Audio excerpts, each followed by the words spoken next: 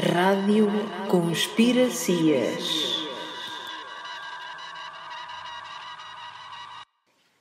Olá, muito boa tarde a todos e bem-vindos a mais uma emissão da Rádio Conspiracias.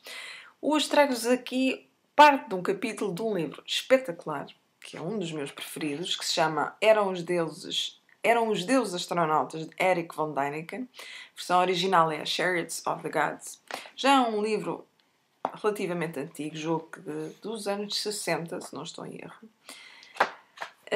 E vou-vos ler um artigo, portanto, sobre os mistérios do Egito Antigo. Principalmente sobre as pirâmides e aqueles enigmas de como é que teriam sido construídas. E então, vou passar a ler. Se aceitarmos docilmente o que nos ensinam os egiptólogos, o Egito Antigo surge repentinamente e sem qualquer transição a nossos olhos, já situado num nível superior de civilização.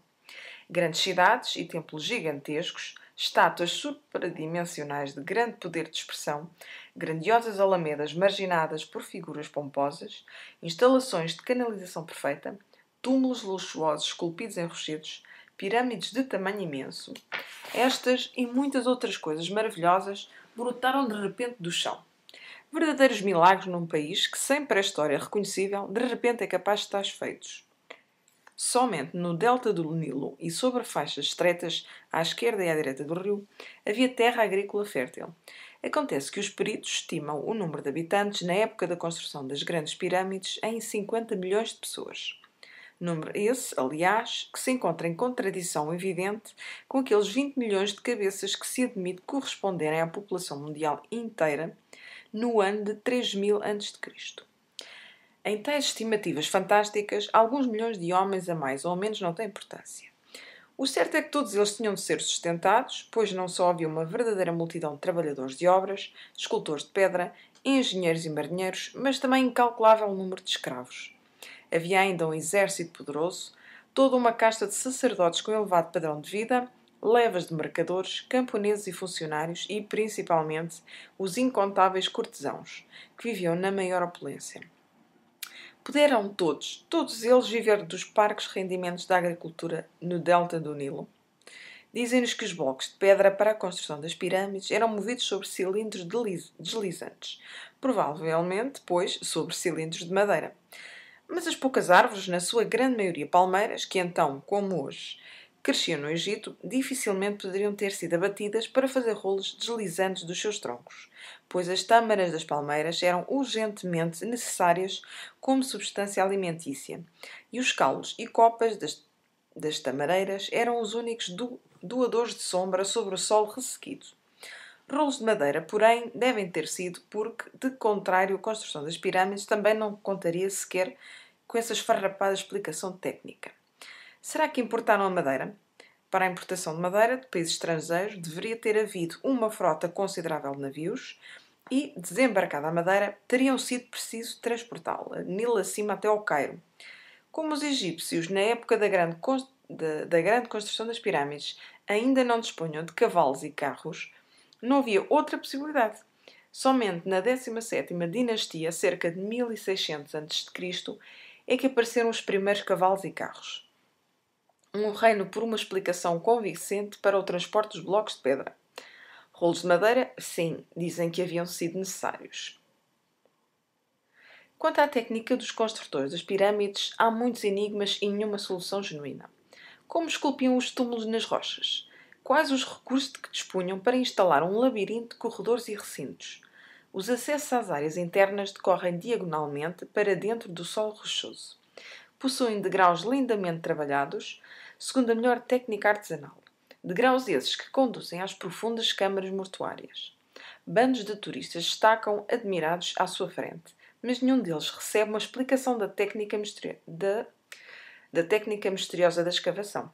Contudo, está indubitavelmente comprovado que os egípcios dominavam essa arte arquitetónica de galerias subterrâneas desde os tempos mais remotos, pois os mais antigos túmulos em rochas são trabalhados da mesma maneira que os mais recentes.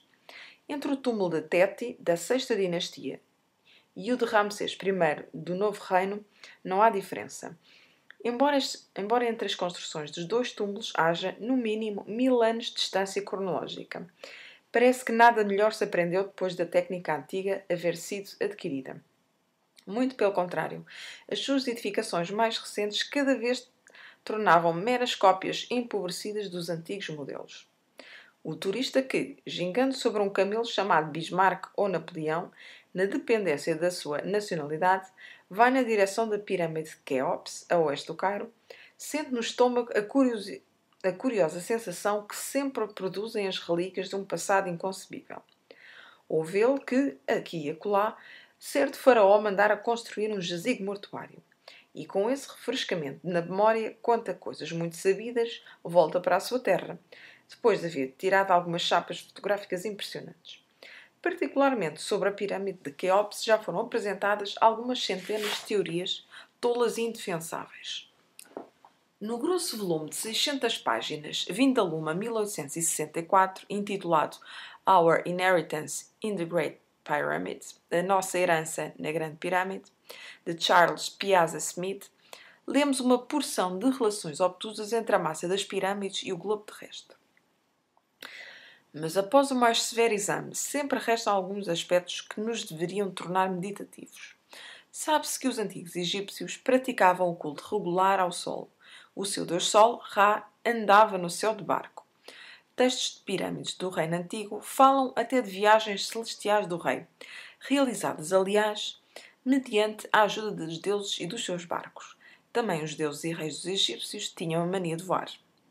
Será mesmo por mero acaso que a altura da pirâmide de Quéops, multiplicada por 1 bilhão, corresponde aproximadamente à distância Terra-Sol, isto é, a 149.450.000 km?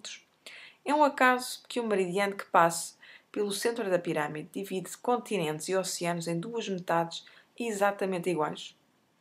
É um acaso que a circunferência da pirâmide, dividida pelo dobro da sua altura, tenha como resultado o famoso número de Ludov, π, 3,1416? É por acaso que também forneça cálculos sobre o peso da Terra e é também por acaso que o solo rochoso sobre o qual se levanta a construção esteja cuidadosa e exatamente nivelado?